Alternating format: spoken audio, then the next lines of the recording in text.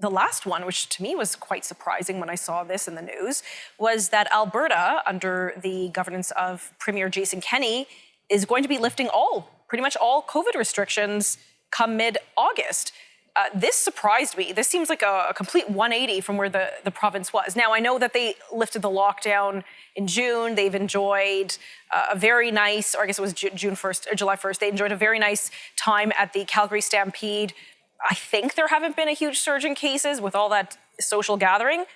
But now Alberta's going to lift. They're saying, you know what, we're going to learn to live with COVID. I was pleasantly surprised. I think, for once, we're not having a government preaching fear and that there actually may be some light at the end of this tunnel. Am I alone in this, David, or do you agree with me? No, I think it was generally a good move by Kenney. I appreciated his comment where he said that caseloads don't necessarily equate to hospitalizations. And that's kind of like the adult in the room conversation that a lot of people have wanted to have happen for months now. I would say probably going back to November through January of November of last year through January of this year. So I think that it's the right move. I mean, politically, I don't think Kenney has the political capital to not do this. I mean, he's taken a beating with COVID. There's just not, he doesn't have the social license to continue down the road of heavy restrictions. Which is strange because for most politicians in this country, perhaps even the world, it seems like COVID has given them such a boost in the polls. Maybe Alberta's an anomaly in this situation. Yeah, I mean, the political culture there is, it's a little more like Texas or Montana rather than California or New York. Or Ontario. But I would also say that I appreciate it because I think it's incredibly problematic to continue to heavily restrict the vaccinated, given how unlikely they are to be a breakthrough case and contribute to the continued spread of the virus. And so I think I appreciate his approach.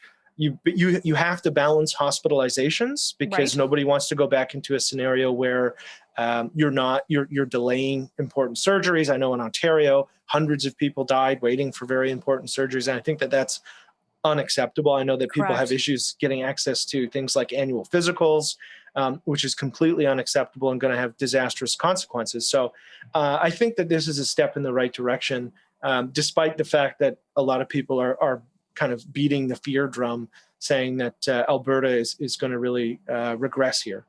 Well, if we look to British Columbia, which seems to now sort of being heading into a little bit more of a restrictive realm, or at least, I don't know, I seem to say they're playing a little bit more into the COVID. I mean, Bonnie Henry never closed down a day of school last year, in the last school year. That's the British Columbia medical officer, chief medical officer of health. They never closed down their schools. The rest of the country pretty much did. They were the only jurisdiction, I believe, where they didn't.